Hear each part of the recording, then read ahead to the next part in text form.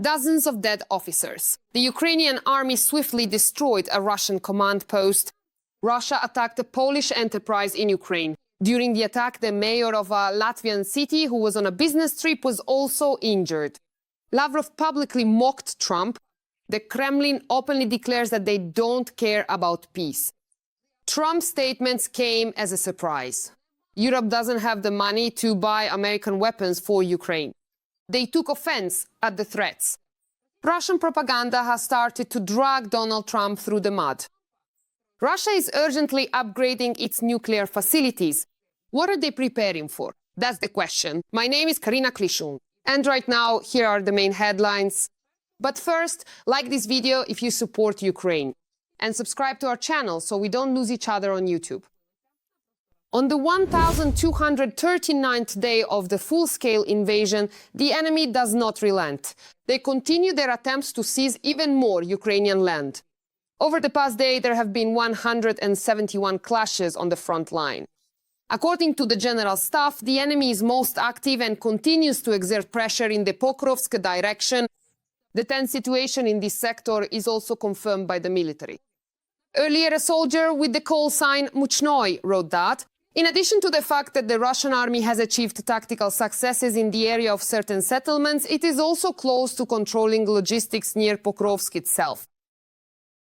I don't know whether the enemy managed to gain a foothold in the outermost houses of the village of Pervomaisk or not, but I do know that the mine and the spoil tip to the east of Zvirovia in the gray zone. And that means fighting is ongoing there, as well as for the village itself. There are also tactical successes beyond the railway towards Novokrenka and an advance towards Chunishine. As far as I know, this is already a pincer movement pushing along the entire arc to the south of the city. Similarly, FPV drones from the enemy's Rubicon are already operating within range, controlling the logistics route, Biletske-Rodinske and the northern entrance to Pokrovsk. A lot of vehicles have already been destroyed, both civilian and armored. In general, any entry points have now become dangerous, and the enemy will be checking them. The situation in the Pokrovsk area is commented on by serviceman Stanislav Bunyetov, call sign Osman. In the Pokrovsk-Kostiantinivka direction and towards the administrative border of Dnipropetrovsk region, the enemy continues to apply pressure, reinforcing these directions with infantry vehicles and motorcycles. Every day is fierce. 70 to 90% are infantry and equipment. The guys are destroying the enemy and holding their positions, but the enemy is still making advances. Everyone understands the reasons for this. At the same time, deep state analysts are reporting exactly where in the Pokrovsk-Novopavlivka directions the enemy has managed to advance. The enemy has advanced near Ambarny, Udakhny, Tolsty, and Fedorivka. And since we've already mentioned the Novopavlivka direction, the military figure we already know, Machnoi writes that the enemy is pulling additional forces to this area for new assault battles. These battles may be local in nature, with a subsequent shift to artillery pressure. In turn, we also have prepared mobile groups that can deliver counterattacks against the enemy. In the coming days, I believe the Russians will start testing us, trying to push us out from the western part of Rykov, from the southern remnants of the fields, and from the north from the Muravka area. The enemy's motives are obvious. The Russian army continues to turn the occupied cities into ruins. Footage from Bakhmut is being published online.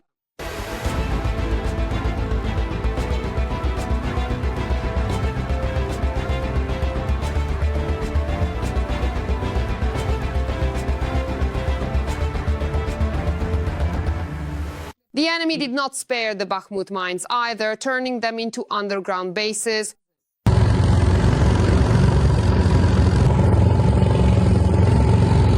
Still, the bell tower remains. This is what one of the largest underground mining complexes in Europe looks like, formed over more than 100 years of rock salt extraction. The mines reach depths of up to 300 meters, and the mining tunnels stretch for dozens of kilometers. There are underground galleries the size of a football field and up to 50 meters high. It is believed that the mines of Bakhmut and Soledar have essentially merged, forming an underground agglomeration. The enemy has established underground bases here, almost right on the front line. And it's still unclear how to drive them out of here. But there's also good news. Fighters from the main intelligence directorate of Ukraine managed to eliminate Russian UAV operators in the occupied Tokmak, Zaporizhia region. A green UAZ 452 was blown up into the air. Inside the van were two Russian occupiers who were members of the aerial reconnaissance crew and specialized in operating the advanced Skat 350M UAV, a sophisticated unmanned aerial vehicle. The occupiers used this enemy drone to detect the positions of Ukraine's security and defense forces in the Zaporizhia region and to adjust artillery fire. Enemy drone operators are also being eliminated in the north of Sumy region. There, Ukrainian aviation struck UAV control points.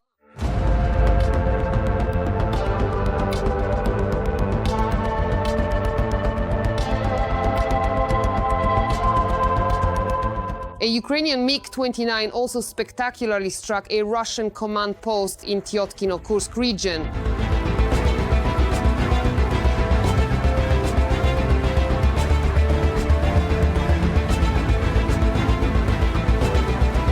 This building was used by Russian troops as an operational headquarters on the border section. The chances of survival after such a strike are zero. However, the Russian army significantly outnumbers the Ukrainian one. They are pressing along the entire front line. Ukrainian fighters are bravely holding the defense with sheer determination. Leave a like under this video to show your support. Let's thank the Ukrainian soldiers for their protection in the comments. They are doing the incredible, and I know that many of them are watching us. On the night of the 16th of July, the Russians launched massive attacks on several regions of Ukraine. Vinnytsia suffered the most. The city endured one of the largest drone attacks ever. There were strikes on civilian infrastructure and residential buildings were damaged. After the attack, the city was shrouded in black smoke. People are being urgently asked to close all windows and doors. The air is toxic. It has also become known that the Russians hit a Polish factory that produced parquet boards and various types of flooring. This factory is located in Vinnytsia.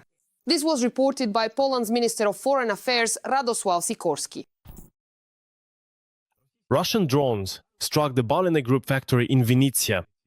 The factory director just told me that this was done deliberately, from 3 directions. Are there any injured? 2 of them have severe burns.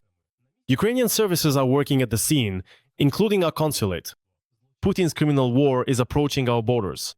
One of the targets, as Zelensky himself said, was the energy infrastructure.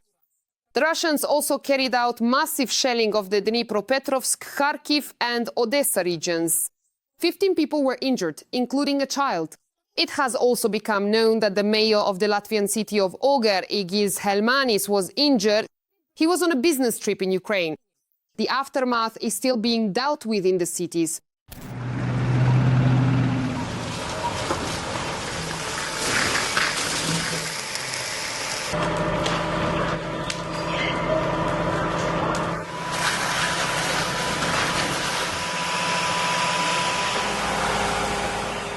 As the president of Ukraine emphasized, to defend ourselves, we need more air defense, more interceptors, and more determination.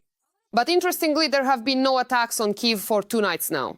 Even though usually the strikes are aimed at the capital. And as Zelensky stated, Putin is still afraid of the United States. After all, these days, Trump's special representative Keith Kellogg is in Kyiv. People are even joking that Kellogg, like air defense, is driving Russian missiles away from Ukraine's capital. So Kellogg arrived. And for 2 nights, we haven't had any massive attacks. People are already joking. Give Kellogg a Ukrainian passport and let him live in Ukraine. This shows that Putin is afraid of America.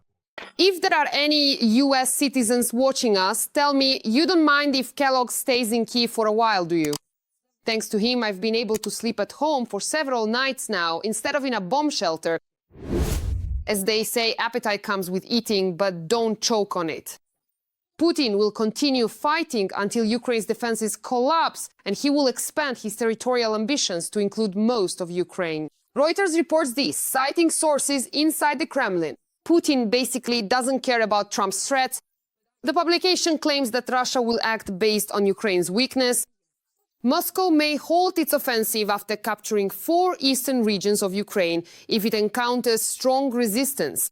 But if the defense collapses, it will happen. The conquest of Dnipro, Sumy and Kharkiv. Putin believes that no one has seriously discussed with him the details of a peace agreement in Ukraine, including the Americans, so he will continue until he gets what he wants. Putin values his relationship with Trump and had good talks with Witkoff, but Russia's interests come above all else. Appetite comes with eating, said the first source, implying that Putin may seek more territory if the war is not stopped. 2 other sources independently confirmed the same. Well, listen, we've known for a long time that Putin doesn't want to negotiate. And as for these threats, we've been scared with worse. What do you think about these intimidations? I know that many people watch our news from abroad. Write in the comments which country you're watching us from. And do you support Ukraine in its fight against Putin's empire of evil? I always enjoy reading your comments. Meanwhile, the head of Russia's Ministry of Foreign Affairs, Lavrov, is now openly and publicly mocking Trump. Lavrov responded rather sarcastically to Trump's statement about giving Russia 50 days to reach a peace agreement. As Dmitry Peskov said, we want to understand what is behind this statement. 50 days before that, it was 24 hours, and there were 100 days as well. We've been through all of this before. Andriy Kovalenko, the head of the Center for Countering Disinformation, responded to Lavrov's words. Just imagine a person whose country is dependent on North Korea in a war is trying to troll US President Trump about the 50 days. Lavrov, of course, is an old man and is clearly lost when it comes to the real state of affairs on the geopolitical map, where his country has already become just a tool, not a player. And the question of defeating the war is only a matter of time. And that time depends solely on how many more expendables Putin will throw into the furnace of war. Absurd propagandists. At the same time, Republican Senator from South Carolina, Lindsey Graham, advised Putin to call Iran's supreme leader, who is an ally of the Kremlin, on the 51st day. He wrote about this on the X network. Yesterday's statement by Trump about sending American weapons paid for by Europeans to Ukraine through NATO was welcome news. Equally possible was his statement that if the fighting does not stop within 50 days, he will impose up to 100% tariffs on countries that buy cheap Russian oil, which supports Putin's war machine, hitting Putin where it hurts most. If Putin and others are curious about what will happen on the 51st day, I advise them to call the Ayatollah. If I were a country buying cheap Russian oil and supporting Putin's war machine, I would take President Trump at his word. Let me remind you, just recently, US President Donald Trump announced that the United States will impose secondary sanctions on Russia and its trading partners. Specifically, 100% import tariffs if there is no agreement on Ukraine within 50 days. Well, what can I say? Such a reaction from the Russians is just another low, nothing else. Every voice matters. Join our community, support independent journalism and help us bring you the truth from Ukraine. Become a member of Ukraine Today. Join us now. Meanwhile, although Trump expressed strong support for Ukraine, he did not at all warn Europe that they would have to buy from the United States. As Reuters reports, even Washington's closest allies likely learned about these intentions directly during the press conference. But after the announcement, it became clear that Trump had presented a framework program, not a detailed plan. How significant any support for Ukraine will depend on future negotiations about who will provide which equipment, according to 10 officials in the US and Europe. In Europe, they support Trump's decision to help Ukraine. But there is one caveat. France, Italy, the Czech Republic, and of course Hungary will not be purchasing weapons for Ukraine. Paris is focusing on developing its own defense industry. And Rome simply doesn't have the funds for this. Western publications have started writing about this. And the main reason for most countries is the lack of funding. The head of European diplomacy, Kaja Kallas, decided to comment on this.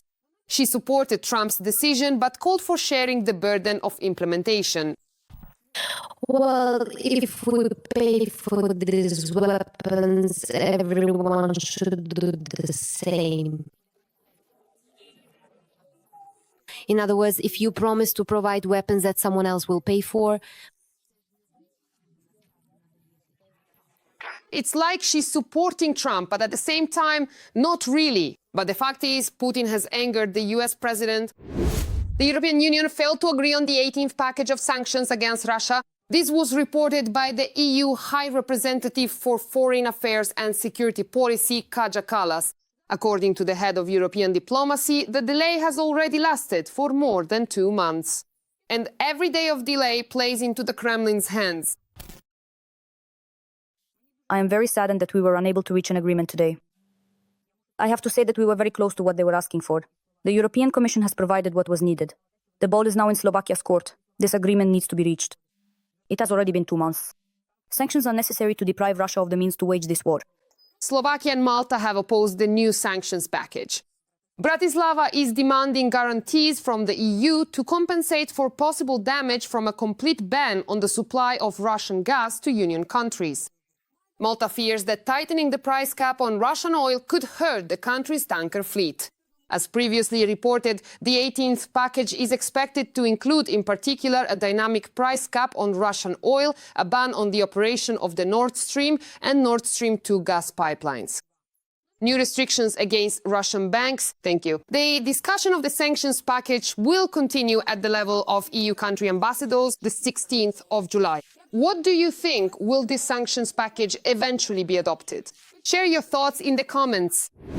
It's a pity he's not Russian, but he definitely got what he deserved. In Poland, a Pole attacked a man because he thought he was from Russia. Russian is a turban. Russian turban. Russian is a turban. A fascinating and unique type of flag. As a proud Russian, I am deeply invested in and genuinely care about this fact, and indeed about many aspects of my heritage and identity. Russian old. But I was a little mistaken because the man is Belarusian.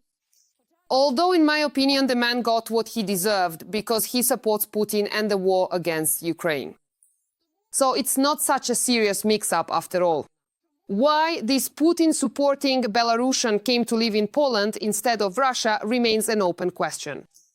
Russians and Putin fans are outcasts all over the world. I like this trend. And what is your attitude towards Russians? Write in the comments. Ukrainian manufacturers have shown what Ukrainian interceptor drones designed to shoot down Iranian Shahed-type drones look like.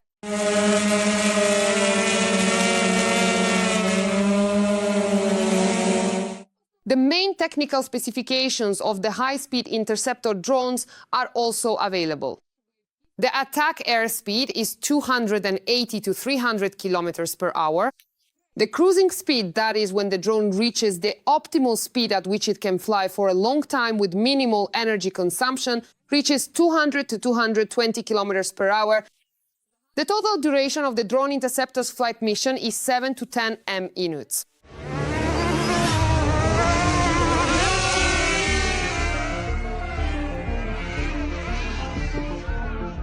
What do you think? Personally, Ukrainian manufacturers never cease to amaze me. In Russia, there's a new enemy, and his name is Donald Trump. After the latest statements and the 50-day ultimatum, Russian propaganda has been ordered to smear Trump and the USA using all available resources. With mud. And that's something they're really good at. We'll talk more in detail about this sudden shift in rhetoric in Russia next. In the world of Russian propaganda, time seems to have frozen somewhere between 1943 and surrealism. Here, war is peace, destroyed cities are luck, harm is benefit, and expensive potatoes are the result of a conspiracy by foreign enemies. The thing is, in Russia, potato prices have skyrocketed so much that this ordinary vegetable has turned into a real delicacy. Ordinary Russians have started to buy the second bread, as potatoes were called in Soviet times, much less often. Potatoes is just a catastrophe. I already can't even let myself buy cabbage. Sometimes it's crazy. Have you noticed the rise in food prices? Question? Very much so. So what should we do? The answer is already traditional. What exactly is it connected to? How, pray tell, should I possibly know with the ongoing war? What then can you realistically do about it? How can we fix the situation? Zelensky needs to be removed. Well, as always, the atmosphere of patriotism is at a boiling point. This time a fresh incident occurred. The wife of a so-called SVO soldier got into a verbal altercation with a veteran but not of this war.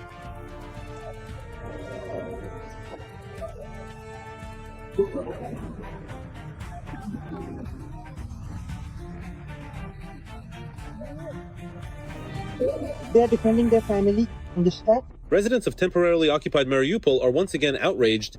Having lost their homes, they are now faced with a new paradox. New mortgage housing is being built on the site of destroyed residential neighborhoods, but none of these former apartment owners are being offered any of it.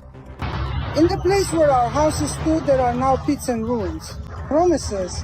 Not only did they not give us new housing, but now they're planning to build mortgage apartments on the site of our destroyed homes. DNR deputy.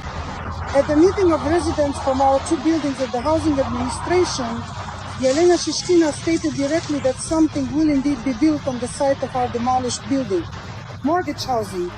And up to 10% of the apartments in this building will be allocated to our city. Advice on how Mariupol residents should live on? The occupiers also had an answer. To the question, why not give these apartments to the residents since there aren't that many families left? The answer was not satisfactory. I quote, "These apartments are not for you. And in general, it's not Russia but Ukraine that should be restoring the city and compensating you for your housing. It should be Ukraine, not Russia." And in today's reality, a new explanation has emerged for why Ukrainian cities lie in ruins. It turns out it's not the evil Russians who are to blame, but the Ukrainians themselves. According to this logic, some residents deliberately leave only damaged houses and destroyed streets to the Russians. They don't want, you see, for the occupiers to come in and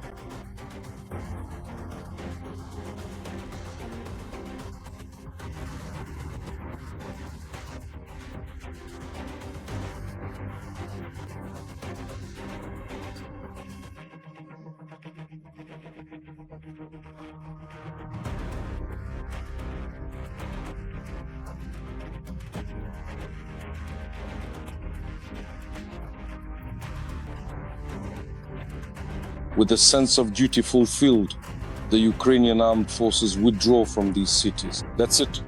They left us a damaged, ruined city. Moreover, in Russia, Trump's recent statements have truly shattered their worldview.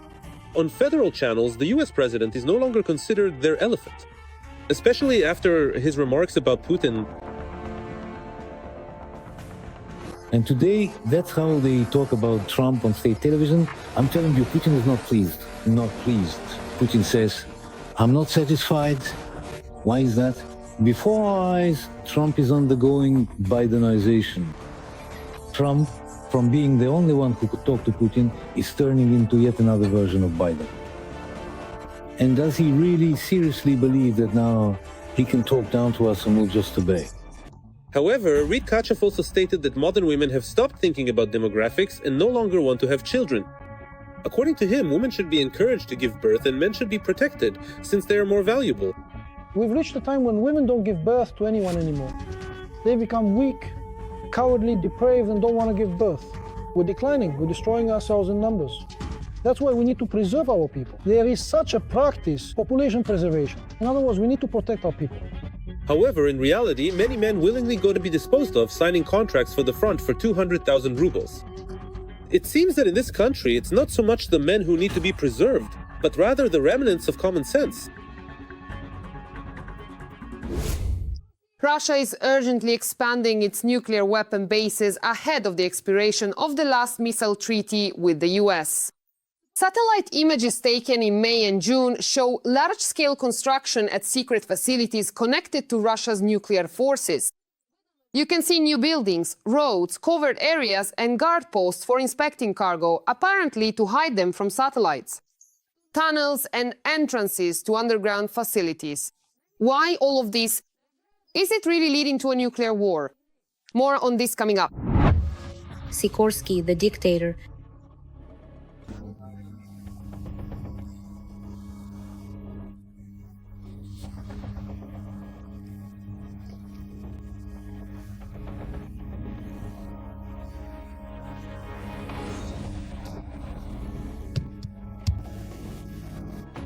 meticulous work. The Russian authorities have been carrying out large-scale modernization of their military nuclear facilities for several years now. It needs to be done delicately, carefully, but it absolutely must be done. The Russian Federation has perfectly understood that in the near future it will not have any peaceful years, because war is the very meaning for the Russian Federation. If there is no war, there will be no meaning, and there will be nothing to unite people around. It's important to acknowledge that war is what Russia is about right now. It has become that very spiritual bond they dreamed of for so long, the one they searched for, and now they have found it. In other words, the purpose of killing their neighbors has become the meaning of life for the Russian Federation and for the majority of its citizens. That is why they are doing everything to ensure the development of the Russian military-industrial complex. The nuclear component has not lagged behind either. Satellite images taken in May and June by an American company show large-scale construction at secret facilities. New buildings, roads, special checkpoints, and more can be seen, according to the American publication Business Insider. The nuclear component, the nuclear triad, it is also a military component, the storage forces, and they also need to be invested in. No one knows at what level the nuclear triad of the Russian Federation was, or what level of security it had. Supposedly funds were allocated, but how much of it actually reached its destination, how all these nuclear warheads were stored, which ones were active, which ones were inactive. Until recently, only the US knew this, as they conducted joint inspections. In Russia and conversely in the US, that's why I think this is an attempt to modernize everything that was built during the Soviet era. Secondly, it's an attempt to somehow intimidate other countries, to show the West, the whole world, that we have an army there, we're modernizing it, we're investing in it.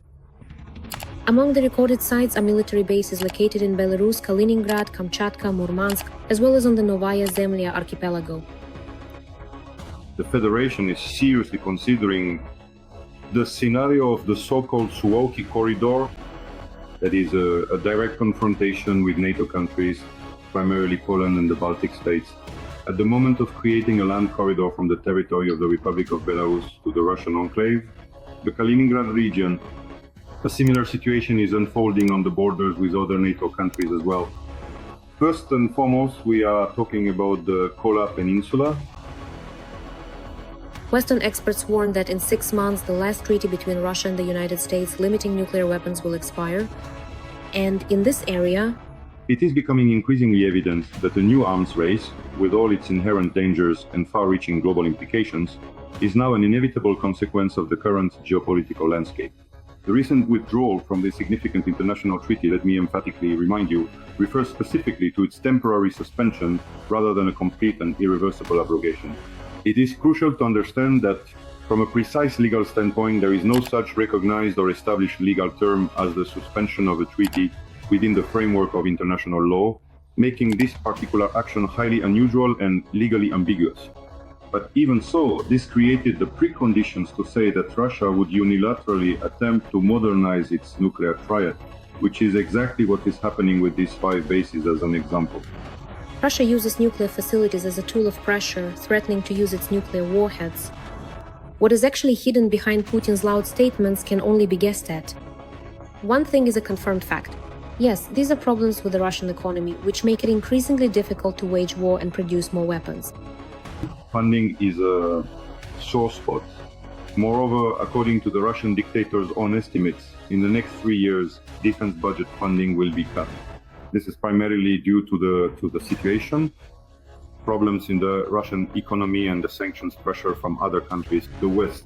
So such large-scale reorganizations of nuclear facilities are probably a typical Russian long-term construction project.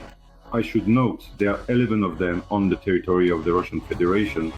This already indicates that the budget of the Russian Federation does not allow for the simultaneous modernization of all 11 facilities. Don't forget about the corruption component.